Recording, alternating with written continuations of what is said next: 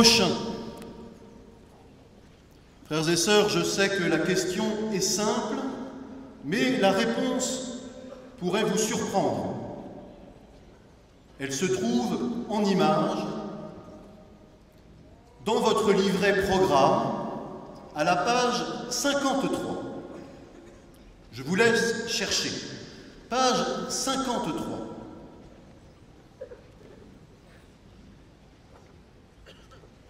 Et pour ceux qui n'auraient pas de livret, je vous décris ce tableau d'Henri Bonnat où l'on voit sur les épaules du bon samaritain un homme à demi nu, dont le corps est comme éclairé. Peut-être est-il blanc comme une sainte hostie. Et sa tête repose sur l'épaule de celui qui le porte, de telle sorte que son visage est caché. Qui est-il? Quel est son visage? Comme si le peintre voulait nous dire par là que notre prochain peut être n'importe qui. Mieux, il peut être Jésus, soi-même, ou la personne blessée à côté de moi.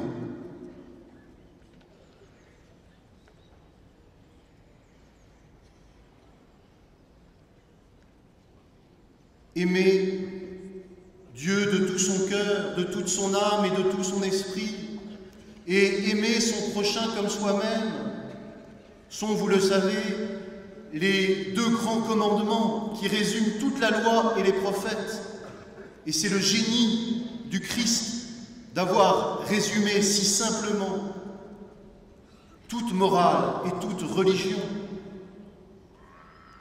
Mais il est un acte plus simple encore, qui résume ces deux commandements de l'amour. Et cette action, c'est servir.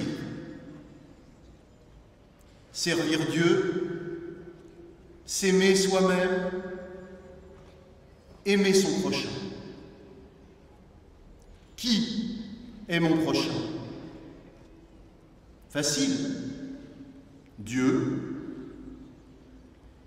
moi-même et la personne blessée à côté de moi. Dieu d'abord. Car la réalité, paradoxalement, qui m'est le plus proche, ce n'est pas moi-même. La réalité qui m'est le plus intime, si je sais de temps en temps fermer les yeux, c'est Dieu. Intimor meo, disait saint Augustin. Et mes frères, si vous écoutez bien ce doux murmure du maître intérieur, il vous dira ce que tu fais au plus petit d'entre les miens. C'est à moi que tu le fais. Dieu qui m'est très intime est à côté de moi. Ceci constitue, en tout cas pour moi, un véritable avertissement. Mais pour autant, cette parole du Christ est réellement une bonne nouvelle pour ceux qui ont des difficultés à croire.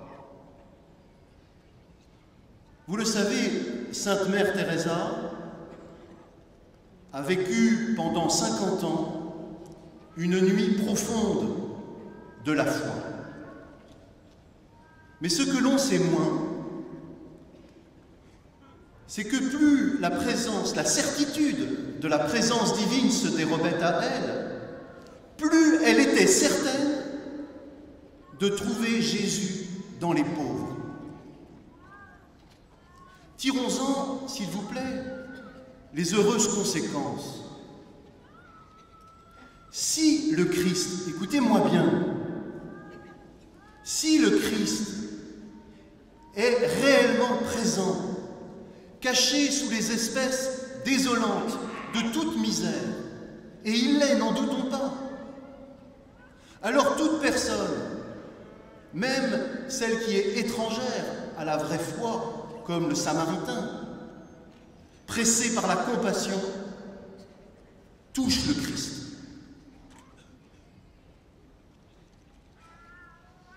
Et s'il sert le Sauveur, vous en serez d'accord avec moi, alors le voilà sauvé. Sa pratique concrète, efficace, discrète, est sûrement la signature de l'unique grâce du Christ qui travaille mystérieusement le cœur de tout homme de bonne volonté. Heureux ces miséricordieux, car ils obtiendront miséricorde. Ils sont, mes frères, nos saints du dehors.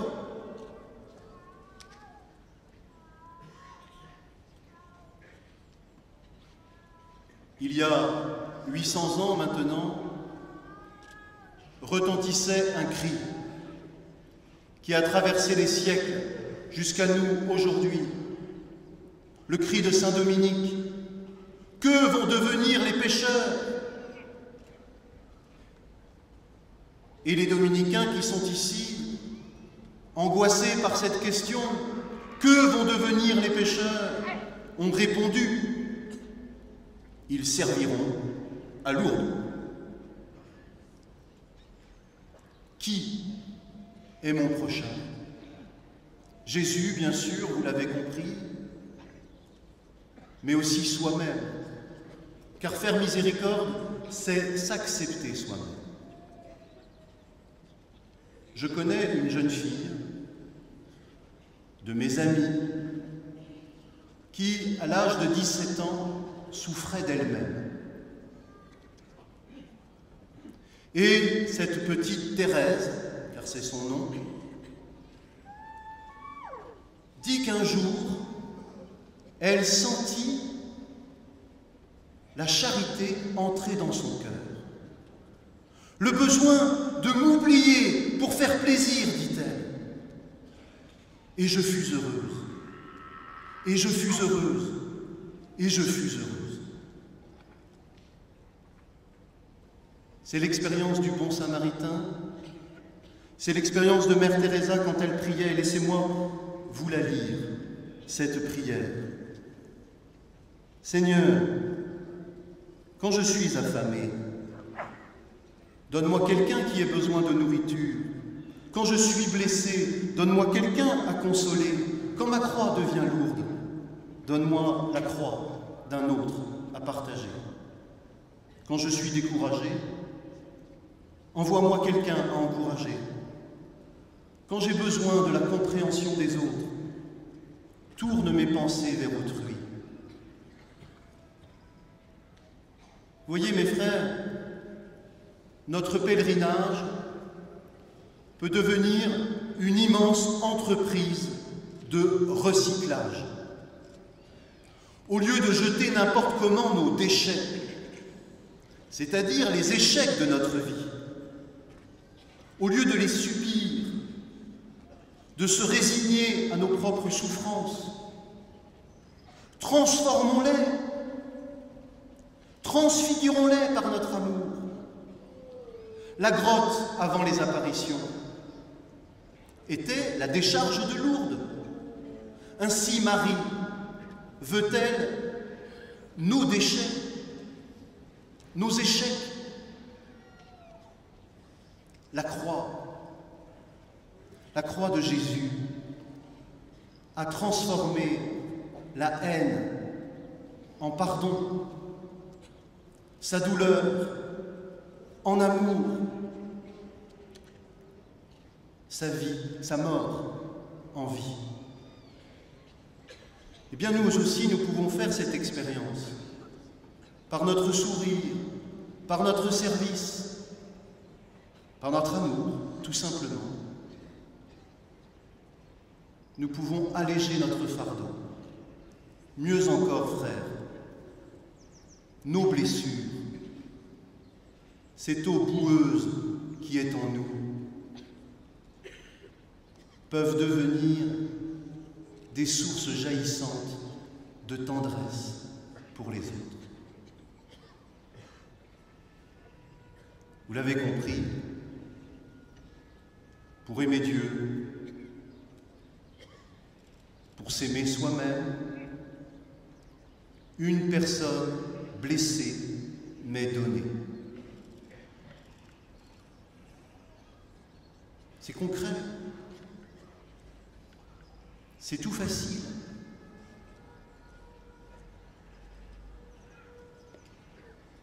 De quoi souffre-t-elle, cette personne? Quel est son mal? Comment pouvez-vous l'aider?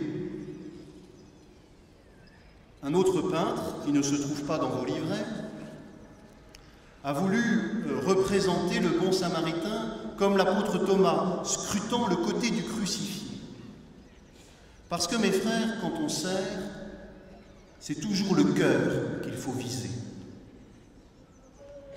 Nos actes doivent dire « Je t'aime ». Tu as du prix à mes yeux.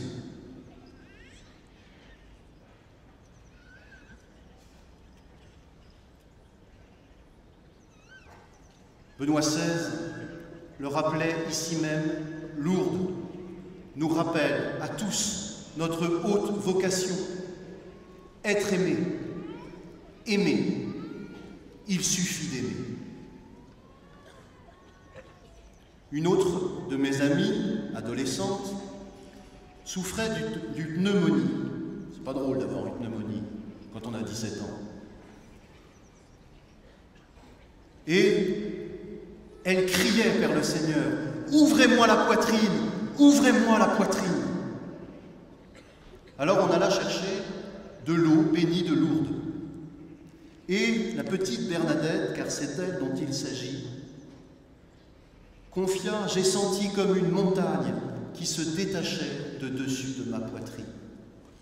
Puissance de la foi qui guérit le cœur. » Mes frères, souvenez-vous que les derniers miracles de Lourdes ont toujours commencé par une guérison intérieure. Jésus veut transformer notre cœur. Jésus veut notre cœur. Alors, quel que soit votre mal, dites-lui avec Sainte Bernadette, « Ouvre-moi la poitrine. Ouvre-moi la poitrine. Donne-moi l'onction de ton amour sur mes blessures les plus secrètes. Enivre-moi du sang de ta présence. Ouvre-moi la poitrine. Lave mon cœur de toutes ces blessures. Amen.